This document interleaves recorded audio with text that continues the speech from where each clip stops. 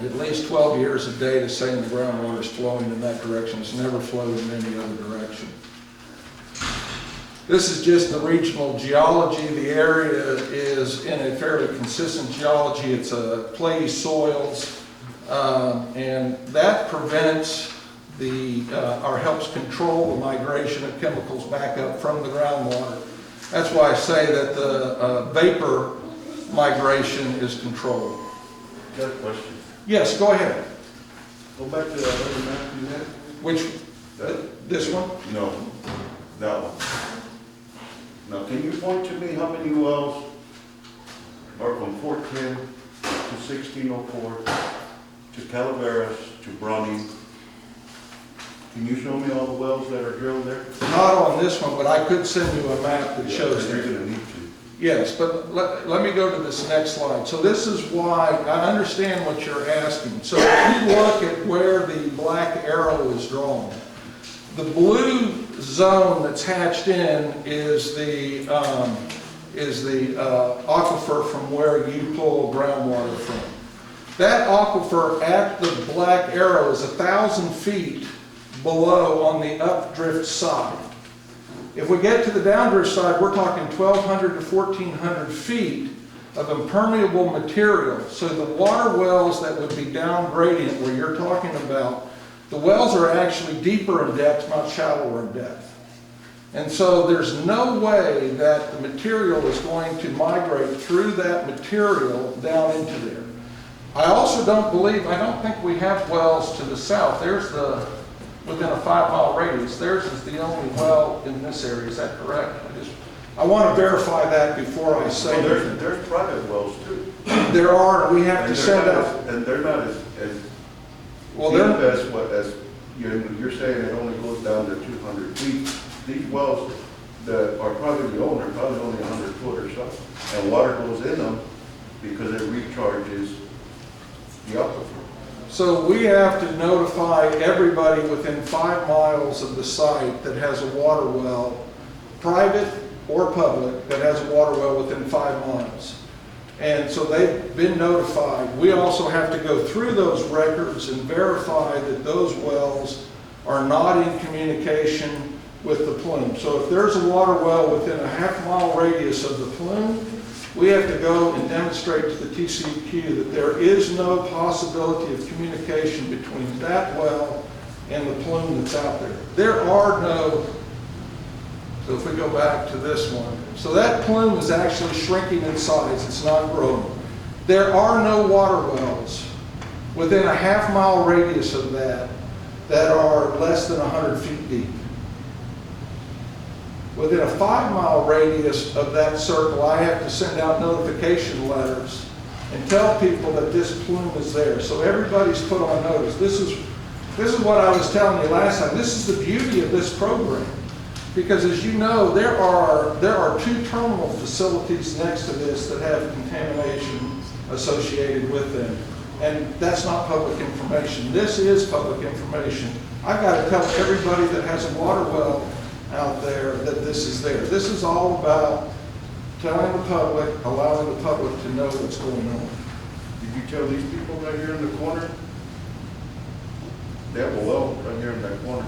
No, outside. You walk outside, you go across the street, caddy corner, they have a well there. Did they tell them? Yes, so we've sent out notice letters, right? Yes, so we've sent out notice letters to everybody, certified mail. We will get a receipt back. If we get a receipt back that says that that was not delivered or not signed for, then we make a second attempt and we will make a third attempt. We are just made the first attempt. We sent out how many letters? So we've sent out 112 letters to private water well owners within a 5-mile radius. We've got about 40. We have about 40 left that have, the receipt was returned as undeliverable. So what we have to do is go back, verify the address, and then we will send the notice out to them again. We'll make a second, we'll make a third attempt to notify those water well owners. So it's all about telling people what's going on. The other thing is the water well that's right here is not exposed. They are nowhere near the plume, and that water well, even if it was only 20 feet deep, will never come in contact with the groundwater from this plume area. Not in 100 million years. It's just that's not the way that the geology is here. The groundwater flow is in that direction, and again, the plume is actually shrinking. We have the data again showing that the concentration mass is decreasing. And again, the other thing is the water wells. There's no producible water in this upper area unless it's very shallow.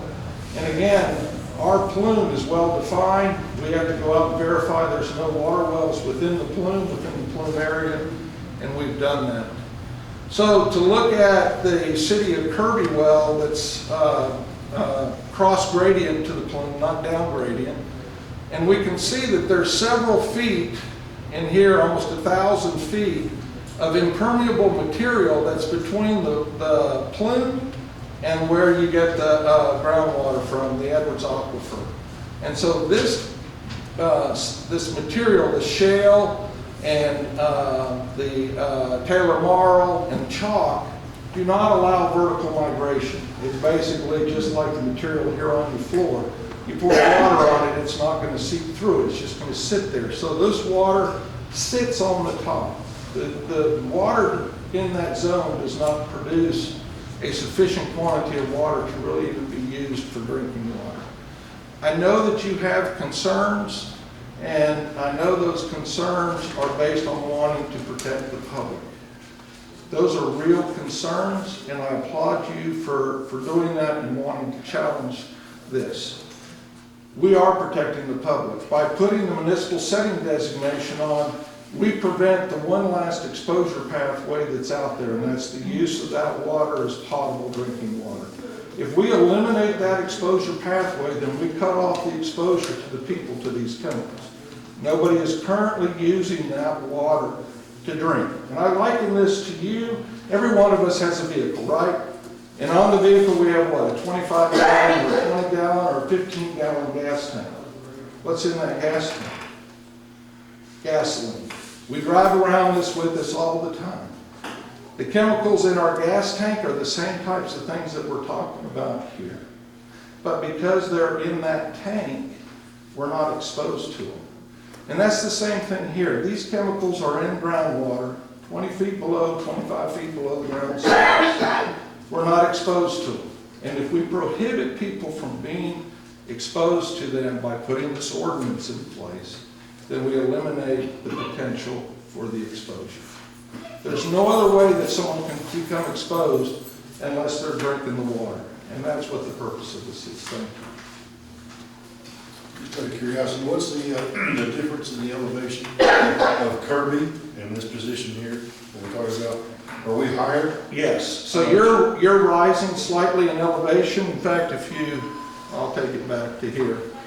So the building is right here is at an elevation of about 685 feet, and the city of Kirby is sitting at about 695.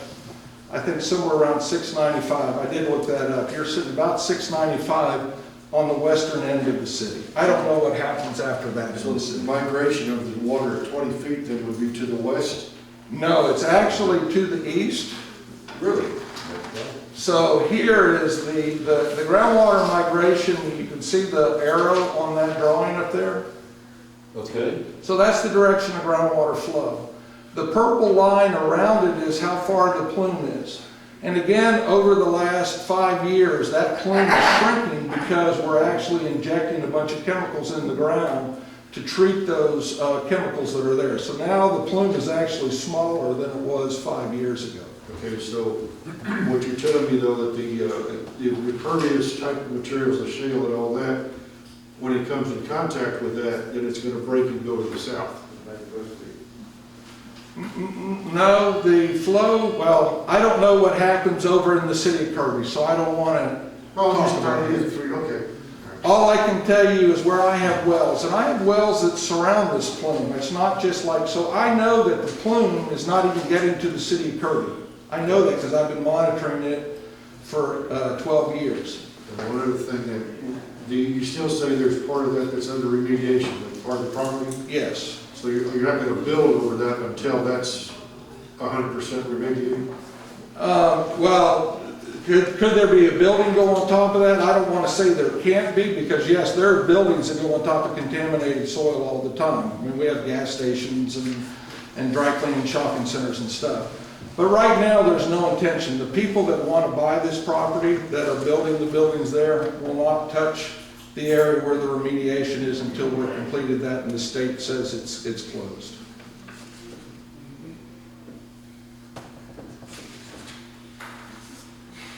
And I know I'm asking for a lot, but I assure you that what you're doing is actually protecting the public by putting an ordinance in place that prohibits the use of groundwater.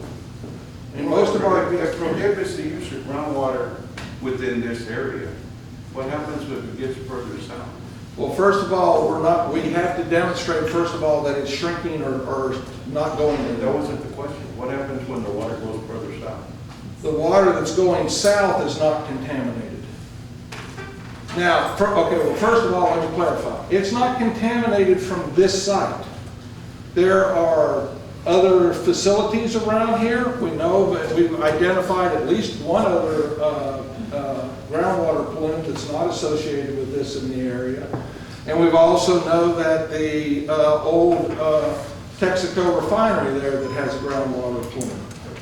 We don't have anything to do with those. I can't testify to what's going on with those plumes, but no one's come and talked to you about those plumes. I've come to talk to you about this. I've come to disclose But the... either way we see it, the property has not been totally cleaned. And there's still surface water exposure. No, first of all, I want you, I don't know why I can't convince you, but there is no surface water exposure on this site. There's no Where does surface. the runoff go? If the rain comes and hits the property, it doesn't hit any contamination. So let me take you back to a picture at the very That's what beginning. he said. So, But it's not going to clean the property. no, the soil is clean. From 0 to 15 feet is clean. The contamination is below that. So when it rains, it doesn't go down 15 feet and then come back up, and then you have a surface water issue. We had to take